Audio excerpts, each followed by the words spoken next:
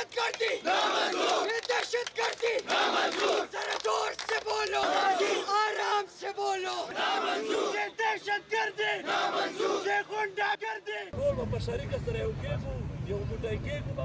اس دفعہ لوگ بالکل تیار نہیں ہیں کسی بھی قسم کا نقصان اٹھانے کے لیے.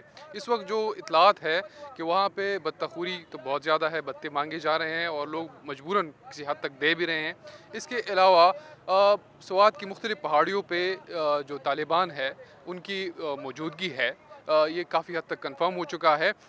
کسی علاقوں میں موبلٹی بھی ہے کسی حد تک. جب سے افغانستان کی سقوط ہوئی ہے تب سے پورے سابقہ فاٹا اور ملاکنڈ ڈویژن میں بالکل حالات اس طرف گئے ہیں کہ لوگ رات کو گھروں سے نہیں نکل سکتی, دن دہاڑے واقعات ہوتے ہیں دہشت گردی کے, تو لوگ بہت زیادہ تشویش میں ہیں. عوام مطالبہ کرتے ہیں کہ خدا را ہمیں معیشت دو, ہمیں انڈسٹریز دو, ہمیں کاروبار دو, ہمیں بندوق مزید نہ دو. ناقابل معافی ہو, ان کو سزا دینی ہو, ان کو آئین کے مطابق قانون کے مطابق سزا دی جائے.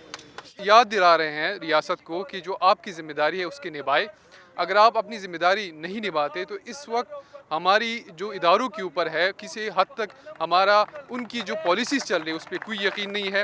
ہم نہیں چاہتے کہ ہم کسی اور جنگ میں جائیں اور نہ ہم وہ کوئی اور جنگ برداشت کر سکتے ہیں. یہ اغوا گردی نامنظور, یہ پتہ خوری نامنظور.